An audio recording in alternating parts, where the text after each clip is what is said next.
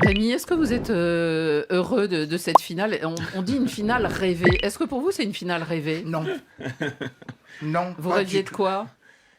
Je rêvais il rêvait certainement du d'une Portugal. finale entre la France Oui. et le Brésil. Et la deuxième hypothèse, c'était la France et le Portugal. Ouais. Et là, malheureusement, Infantino avait déjà tout prévu pour la finale qu'il voulait.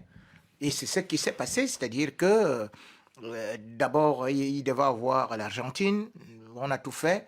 Et on a vu comment Bon, est-ce mais qu'elle Rémi, est. restons sur cette affiche, sur le côté sportif. À quoi Non, vous vous nous restons attendez? sur le côté sportif. Nous y restons. Mais c'est ce que je dis aujourd'hui également, que le côté sportif, il faut voir que pour y arriver, on est passé par quel sentier? Par des raccourcis, par des faveurs des arbitres. Ah non, par des Pas- prolongations, non, c'est mais- pas des raccourcis, des Pas- prolongations. mais attendez, Hein si quand vous enlevez, vous annulez le but de l'Égypte, parce que sous prétexte qu'on a piétiné un joueur argentin, et le même Rémi. jour, et par la suite, Messi se qualifie pour la finale, Bon, après Rémi. avoir Ouais, Rémi. piétiné un joueur Si. anglais, et puis ça fait but. Bon, mais mais Rémi- comment? C'est deux poids, deux... Mais je comprends, Rémi, ce que tu dis. Ok, la phase des poules, tu peux penser quelque chose, mais après, c'est pas la faute non plus des Argentins. Le fait que l'Uruguay n'est pas parvenu à se qualifier, c'est pas la faute des Argentins non plus. Et que le Portugal a fini finalement deuxième des groupes. Donc, les schémas, il était facile quand tu le vois, les sentiers, comme tu dis, mais après, c'est pas leur faute Oui. que Valverde et compagnie n'arrivent pas à se Juste qualifier. un petit message à Olis Oclédios. Tant que Léo Messi jouera, Rémi Ngono souffrira. Et effectivement, il souffrira Et parce il que nous souffre dit beaucoup, Demba Sali, c'est la finale de la Masia, Espagne-Argentine. Viva Barcelone. on Mais sait- où est la on Masia? sait- Où est la Masia dedans? Alors- Où est la Masia dedans? Le meilleur gardien de but. d'accord. Il sort de la Masia, Mais le Rémi- gardien de la- Mais Rémi- de Il se l'Espagne. rattrape sur le gardien de Laissez-nous but ça, nos maintenant. meilleurs attaquants. Bon, Hein? Rémi. Et le meilleur Alors- défenseur. Benjamin, donnez-nous votre avis, vous, sur cette Moi, je vais rester finale sur la rêvée. finale. Je ne vais pas remonter à tout ce Non. qui s'est passé C'est auparavant. mieux. Et C'est des bien. faits de jeu et machin, on en voit tous les jours. Des faits de jeu, on en verra encore. Je pense que voilà, Vous avez c'est dû en voir dans votre carrière. Ouais, beaucoup. C'est une très belle finale d'ailleurs. Et puis, je pense que c'est déjà ces deux styles complètement opposés entre une équipe espagnole qui a cette maîtrise du ballon en permanence, qui veut l'avoir, qui arrive bien évidemment à bien l'utiliser. On a vu contre l'équipe de France, contre la Belgique, contre le Portugal aussi. Et puis en face, voilà, j'ai envie de dire, c'est le tiki-taka et la grinta. La grinta des Argentins où on voit encore les scénarios de match, même si Rémi parle des faits de jeu, mais le fait d'être mené 2-0, de revenir au score, de sortir un peu de l'enfer à la résurrection. Et je trouve que, et je le disais plusieurs fois ici, ça consolide et ça crée des liens. On voit que c'est une équipe qui joue en équipe, qui est portée bien évidemment par un joueur qui est extraordinaire, même si, Ça même fait si de longues années qu'ils jouent Rémi ensemble ne l'aime tous. pas, même si Rémi ne l'aime pas, il faut reconnaître que voilà, c'est un joueur qui est extraordinaire. Donc pour moi, ça va être une finale qui ne sera pas forcément ouverte. L'Espagne va faire de l'Espagne et l'Argentine fera de l'Argentine. Maintenant, à l'équipe la plus, allez, je vais dire maligne, va forcément l'emporter. Ouais, je ne suis pas tout à fait d'accord moi, avec Benjamin Mukanjo, parce qu'en fait, ce sont deux équipes qui, effectivement, ont des constructions un peu différentes. Hein. L'Espagne, c'est le jeu collectif. L'Argentine, c'est un collectif autour de Lionel Messi. Mais leur façon de procéder est un peu la même. Pour éviter justement de s'exposer à des pénaltys, par exemple, ils font des fautes comme on dit, intelligentes très haut. D'où les pressings hauts qu'ils effectuent aussi bien l'un que l'autre.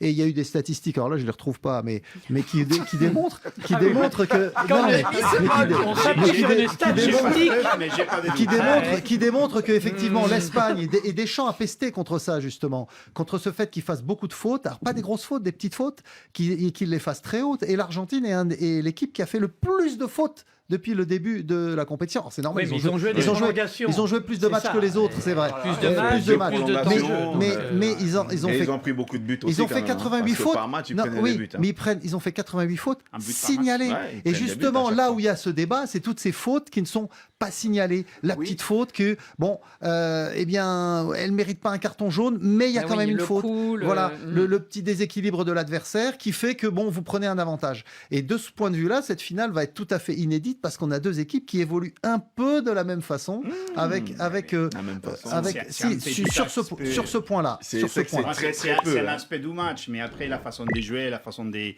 développer son jeu, c'est complètement différent. Il y a un chose que j'aimerais bien ajouter, parce que quand on voit de l'extérieur, on peut tout dire sur l'Argentine. On peut dire, voilà, c'était face à l'Égypte, c'est pas un rival énorme. En fait, face à l'Angleterre, c'est plutôt, mon avis, c'est celui-là, c'est la faute de Tuchel et comme il a géré l'avantage. Mais au niveau interne, je crois que ça, tu ne penses pas, c'est là. Au niveau interne, tu dis, on était mené 2-0, on est parvenu à revenir et gagner, on était mené 1-0 en demi-finale, on est revenu au score, on n'a pas revenu à marquer de but. Et je crois que C'est ça qui impressionne d'ailleurs. Voilà, je crois que ça, on ne se rend pas compte de l'impact, et même, je n'étais pas joueur professionnel, mais de l'impact que ça peut avoir au sein de l'équipe, l'effet d'avoir gagné des matchs qui étaient complètement perdus à la 83e minute. La meilleure attaque contre la meilleure défense. Eh Petit message nous rappelle Kevin Ngamba. Cédric, Oui, mais c'est pas une équipe qui joue en défense. Cédric, Il faut mettre... C'est ça aussi, on dit sa meilleure attaque contre la meilleure défense. Mais l'Espagne, c'est pas une équipe qui joue la défense. Ça, c'est une statistique. Non, mais on est d'accord. elle est sourcée apparemment. Mais c'est une la équipe défense Luis Enrique. qui défend effectivement sur la ligne médiane. Donc, c'est pas une équipe qui défend. Cédric, vous qui avez un regard objectif et vous qui êtes encore sur place là-bas, qui avez cette chance. Je sais pas si j'ai un regard objectif, mais ok, on va essayer. non, mais dites-nous comment vous la voyez, vous, cette finale entre ces protagonistes. Moi, je pense que y a une volonté de la part de l'Espagne de vouloir réduire au maximum les faits de jeu et les incertitudes. C'est une équipe qui justement se rassure énormément en ayant le ballon. Ça n'étonnera personne. Elle a réussi à le faire extrêmement bien contre la France. Et en face, vous avez une équipe qui adore ça. Et qui a un joueur qui est Enfin, on a beaucoup parlé de Messi, mais c'est vrai qu'il est quand même extrêmement surprenant. À 39 ans, il fait une meilleure Coupe du Monde qu'à 4 ans. Ce qui est assez bluffant. Il repousse un petit peu les limites de ce qu'on a vu et ça rajoute, je trouve, beaucoup de dramaturgie à ce match. Et ça, les Argentins, ils adorent ça. Ils adorent appuyer là-dessus. Ils adorent appuyer sur le fait que ils sont jamais vraiment morts. Donc c'est-à-dire que est-ce que l'Espagne, même si elle a des certitudes, même si elle mène 2-0 à la 80e, est-ce que ça va pas trotter un petit peu dans leur tête de se dire, en fait, ils sont capables d'égaliser en quelques minutes. Donc c'est plus indécis que ce que j'aurais pensé il y a quelques jours, je trouve. Rémi, est-ce que vous donneriez un adjectif de favori à l'une de ces deux équipes? Est-ce que pour vous c'est l'Espagne qui est favorite? Est-ce que c'est l'Argentine ou finalement il n'y en a aucun? Dans une finale, il n'y a pas de favori, j'ai surtout à ce niveau-là, mais bon, quand on essaie quand même de regarder, on peut dire c'est l'Espagne. Pourquoi l'Espagne? Parce que j'ai toujours dit, une équipe qui ne prend pas de but est une équipe qui a une base et une fondation forte. Elle n'en a pris qu'un, c'est ça? Elle pendant n'a pris la que compétition. un but. Et on a vu comment est-ce qu'ils ont réussi à annihiler tout le quatuor offensif de la France. Alors, il y a aussi autre chose, c'est que l'Espagne est sur une série de 37 matchs officiels sans défaite. Ce qui est déjà impressionnant quand on essaie de regarder ça. Et maintenant aussi, vous vous rendez compte que l'Espagne est une équipe qui, bien sûr, contrôle le tempo du jeu. C'est-à-dire qu'ils ne peuvent pas faire comme l'Angleterre, ils ne peuvent pas paniquer. Ils réussissent toujours à injecter des joueurs qui apportent un plus. Et puis, il y a un autre élément qui s'ajoute. C'est que c'est bizarre, je le croyais fini, mais c'est en ce moment que Rodri est en train de renaître. Et ça, c'est un élément très important. On a vu beaucoup de joueurs Fabien pendant Ruiz ce qui mondial réussit à mettre Pedri au banc alors qu'on disait quand même que c'était l'un des meilleurs milieux de terrain d'Espagne, voire du monde. Donc je me dis que cette Espagne a beaucoup de cartes en main. C'est vrai qu'aujourd'hui, quand on essaie de voir, malheureusement, cette Espagne, elle souffre aussi d'un manque de son artiste, c'est-à-dire Lamine Yamal, qui n'a été décisif qu'une seule fois et qui d'ailleurs, quand on essaie de regarder ses prestations en équipe d'Espagne, ça ne fait que 7 buts en sélection. Alors, on a l'impression qu'il monte en puissance, mais Ouais, il a été décisif en demi, hein. C'est quand même lui qui provoque le penalty, c'est pas rien. et oui, exactement. Et il est là. On a l'impression justement qu'il joue de mieux en mieux. Manu Terradios, on va en parler évidemment de ce face-à-face entre Messi et Yamal, mais il y en a d'autres des joueurs. Et c'est évidemment la force de l'Espagne de voir par exemple Rodri, comme le disait Rémi. Il y a aussi Olmo qui est assez étonnant et dans le bon sens du terme sur cette compétition. Et l'Espagne, Et même 12 finalement, buts pour oui, un milieu. on se dit ils sont interchangeables. Hein, c'est un peu les mots qu'on emploie. Est-ce que vous êtes d'accord avec ça? Oui, oui. Bon, de Rodri, j'aimerais bien dire qu'après les premiers matchs, comme on dit en Espagne, on l'avait bien tué et enterré déjà. Et puis maintenant, on se rend compte en fait que c'est l'un des meilleurs du monde à son poste. Moi, c'est que je crois ou que je pense de cette Espagne, c'est que chacun a des rôles très spécifiques et que tout est maîtrisé. Il y a toujours une raison derrière. Tu sais que quand Merino il est remplaçant, même s'il est très bien, tu sais pourquoi, tu sais quelle est sa mission, tu sais qu'est-ce qu'il va faire. Son rôle est d'arriver, on va dire, derrière l'attaque, en une espèce de 12e ligne offensive pour marquer des buts. Tu sais que Olmo va t'apporter de la mobilité, c'est pour cela que je crois De La Fuente refuse pour l'instant de les mettre à gauche, de l'écarter à gauche comme ailier, même si Baena n'est pas très bien, parce qu'on pourrait mettre Merino par le centre, voie centrale. Parce qu'il t'apporte une mobilité que les autres n'ont pas. Tu sais que quand Ferran il rentre dans le terrain comme remplaçant, tu sais qu'est-ce qu'il va faire, comment il va se déplacer. Donc je crois qu'il y a tous les joueurs qui ont des spécificités, qui connaissent très bien sa mission. Et c'est ça, il n'y a rien à l'hasard, il n'y a pas de question de grinta, on va sortir celui-là, on va faire jouer celui-là, on va voir ce qui se passe. Tout est réfléchi. Il y a toujours des détails qui ont été bien regardés. Sur le Facebook Live, sur YouTube, en tout cas, la thématique, le fil rouge, c'est la souffrance de Rémi, on l'a dit depuis le début.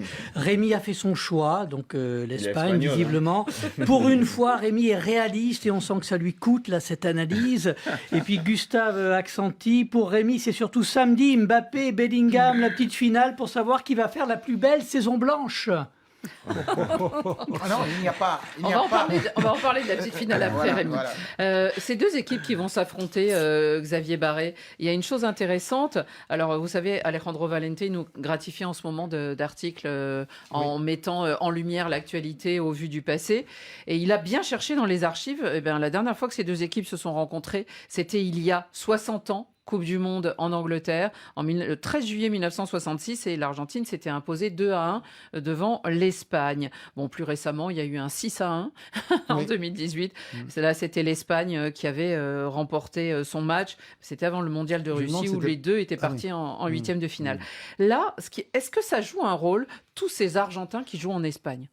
Ou qui ont joué 14, et alors on sait que Diego Simeone, il y en a 6, son fils et autres. Oui, ils se connaissent très bien en fait.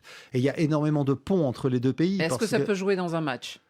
Oui et non. Oui, parce qu'effectivement, comme ils se connaissent très bien, parfois même ils sont coéquipiers dans les clubs, ils savent comment ils s'entraînent ensemble, donc ils savent quelle feinte fait le coéquipier devenu adversaire.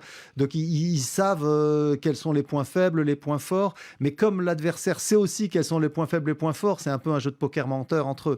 Donc oui, ils se connaissent très bien. C'est ce qui rend d'ailleurs cette finale, je trouve, très imprévisible. Effectivement, l'Espagne, sur le papier, paraît un peu plus favorite, mais l'Argentine a fait preuve de tellement de capacité de réaction lors de cette compétition qu'ils arrivent avec un moral gonflé à bloc et ils n'ont pas l'habitude de jouer les victimes expiatoires. Benjamin, ces deux extraterrestres peut-être que sont actuellement, en tout cas Messi, ça c'est sûr, Yamal qui est un peu dans son sillage et qui est son héritier potentiel, mais en devenir sans doute du côté du Barça, c'est quelque chose qui peut rendre le match encore plus intéressant. Déjà, le fait d'avoir Messi rend le match plus intéressant.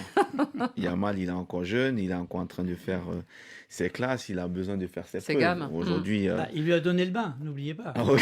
Non, mais cette photo, elle est incroyable. Extraordinaire. Exactement. La probabilité que ça arrive, voilà. À Madrid, aucune probabilité. J'ai l'impression que vous oubliez que Messi a donné du bain à ses enfants. Mais ce n'est pas pour cela qu'ils sont devenus Yamal. On ne sait pas encore. Cristiano Ronaldo également a donné du bain. Ils sont en compétition. C'est pas une histoire de bain, nous ne sommes pas à l'église pour prendre le bain. Et donc, Benjamin ? Oui, non, je pense que déjà la possibilité qu'on joue cette finale était quasiment improbable, voire même impossible. On ne s'y attendait pas. Mais voilà, maintenant, le fait d'avoir Messi... Les deux meilleures équipes au classement FIFA comment La c'est improbable? France Non, mais il y aussi, avait la avant le début de la France Coupe du Monde, aussi. était Mais numéro 1. Donc finalement, elle se fait sortir. Ah oui, Donc, mais elles c'est étaient des quand cas, même là. tu- Elles étaient tu- quand même dans le top 4. Oui, Ouais. mais bon, après, tu sais que Rémi, dans le football, Bah, ça aurait pu la être réalité n'est l'Angleterre, pas hein. souvent respectée. Ça, on le sait très bien. Les matchs, ils se gagnent, Moi, gagnent sur j'étais les ici, terrains. Annie. Mais Rappelle-toi, je te coupe un peu. Annie, j'étais ici. Et rappelez-vous, je vous ai encore raconté ça même avant Allez-y, le oui. match du Portugal. Je vous ai dit, cette Argentine, je la vois trottiner et je vois aussi l'Espagne prendre la même direction qu'en 2010. D'ailleurs, je vous ai rappelé Oui, que oui. l'Espagne, en 2010, avait éliminé le Portugal par 1-0. Et que c'était En la huitième. même façon de jouer, la même défense. Et d'ailleurs, ils sont arrivés, ils n'avaient encaissé que 2 buts. Et c'est ce que je Ouais, vous ouais. disais. Voilà. Ça, Voilà oui, pour mais faire là, moi. c'est ce que- Voilà c'est ce pour faire moi. là, C'est ce c'était qu'écrivent en- tous là, les c'était en éditorialistes en 2010, là, Espagne. en 2026, c'est juste. Et c'est maintenant que vous Oui, savez mais- que je vous ai c'est- réveillé. C'est ce qu'écrivent tous les Vous êtes venus éditorialistes en voir ce Espagne qu'on depuis voit. plusieurs attendez, semaines. mais on se souvient qu'en 2010, l'Espagne arrive championne d'Europe déjà. Elle avait été sacrée en 2008. Donc on Oui, s'est il y a demandé une cette continuité, semaine s'il y mais avait. attention, parce que de l'autre côté aussi, l'Argentine arrive championne ouais, d'Amérique deux du fois, Sud. double Donc, deux champion. fois. Ils ont Donc, ramassé 2 fois et puis, la tenant du Copa titre de la América. Coupe du Monde. La Elle Coupe se du joue Monde. souvent la Copa América. Il y a Et tenant peut-être ça du titre aussi. de la Coupe du Monde. Donc, c'est pas la même C'est histoire. pour ça que je Attention. voulais te Frédéric, dire que ce n'est donc pas une surprise. Ouais. Frédéric, vous avez eu quand même l'avantage, la chance, je sais pas Un peu comment des deux. le formuler. Vous avez vu 3 fois jouer l'Argentine. J'ai vu 3 fois jouer l'Argentine et il y a quelque chose d'irréaliste et ça me pousserait plutôt à voir les Argentins soulever la coupe une deuxième fois d'affilée, quoi. Je pense comme toi. Déjà, il y a eu ce premier match, l'Argentine-Algérie. On ne savait pas où en était Messi. On disait, bon, bah oui, là, ça fait 3 ans qu'il est en MLS. Bon, ouais, il fait ses petits matchs, on le laisse marquer, tout ça. Il a commencé triplé, 3 buts. Oui. Il a lancé sa Coupe du Monde. Et non, il y a quelque chose d'électrique à chaque fois qu'il touche le ballon. Hein. Cédric, Et- est-ce que vous sentez quelque chose d'électrique et de particulier là-bas du côté de New York? Vis-à-vis de Messi. voulez Je ne sais pas, vis-à-vis de qui vous voulez, cette électricité Non, mais dans l'air. c'est alors vu de l'extérieur, on va dire, ils ont aussi ce côté très agaçant, les Argentins, c'est-à-dire que c'est quelque chose que non mais il faut reconnaître que c'est une équipe formidable sur plein d'aspects parce qu'elle a une combativité à toute épreuve et qu'elle est capable de se relever d'à peu près tout. Et quand vous êtes supporter d'une autre équipe ou quand vous dites parce que voilà on va dire qu'ils cristallisent beaucoup de choses négatives sur les fans de foot qu'on a croisés ici et pas que les Français parce qu'il y a un compte à régler avec les Français depuis la Coupe du Monde 2022 et la finale, mais déjà tous les autres pays d'Amérique du Sud ne les aiment pas. J'ai l'impression que du côté anglais on les aime pas évidemment. Enfin voilà, c'est quand même une équipe qui a Ils se nourrissent de ça. Voilà, voilà. Et ils se nourrissent de ça exactement, les supporters, mais aussi l'équipe. Les joueurs. Ouais. Voilà, quand on voit comment dire le rush de Messi en première période contre l'Angleterre, il se fait faucher et derrière il y a à peu près toute son équipe qui vient pour le défendre comme s'ils allaient à la guerre. Enfin on voit pas ça dans les autres équipes. Et en fait. d'ailleurs, voit on pas les ça. surnomme un peu les guerriers.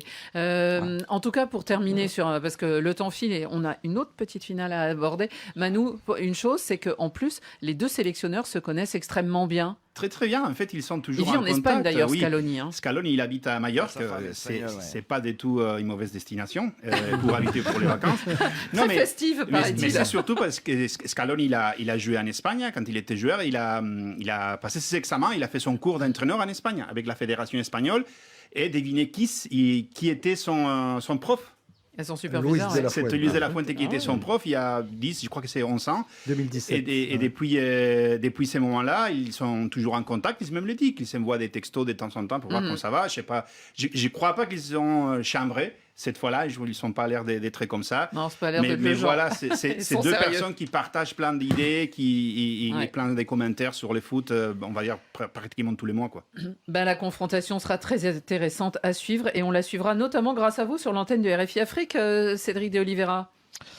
Oui, à dimanche. Exactement. Ouais, avec Donald Trump aussi qui sera là. Eh ben, si vous avez une interview, vous nous raconterez. Bon, ça va être que c'est pas l'idée, mais en tout cas, il sera là. Il sera bien présent. Ouais, il sera It's a même very peut-être sur... beautiful match. It's Ouais, the most beautiful match. Il sera peut-être même sur la photo à la fin. Oui, c'est lui normalement qui remet le trophée, alors que c'est pas comme ça que mais ça on se se passe. souvient Mais du bon, Mondial des évidemment, il y a clubs. quelques ajustements pour cette Coupe du Ouais. Monde, quelques possibilités. La question est s'il partira après remettre les trophées. Je crois que c'était Kukureya à un moment donné qui a dit je ne savais pas quand il allait partir, quand il était à côté. Bah oui, du coup, ils l'ont soulevé. Tu sais pas. On se souvient. Baptiste Leduc sera en studio avec aussi Xavier Barré pour une émission spéciale. Merci beaucoup Cédric et bonne Merci à continuation. vous. Alors, ne vous mettez votre masque quand vous sortez dans les rues de New York. Mais je vous dis là, franchement, pour l'instant, Je vous crois. faites-moi confiance. Hein, Ouais, je ouais. suis dehors Ça et s'est tout va bien. dissipé. Tout va bien. Bah, Ça, profite c'est pour dissipé. faire du jogging donc. Bon, ben, j'ai un peu de travail, mais après, pourquoi pas. Merci beaucoup Cédric et à bientôt.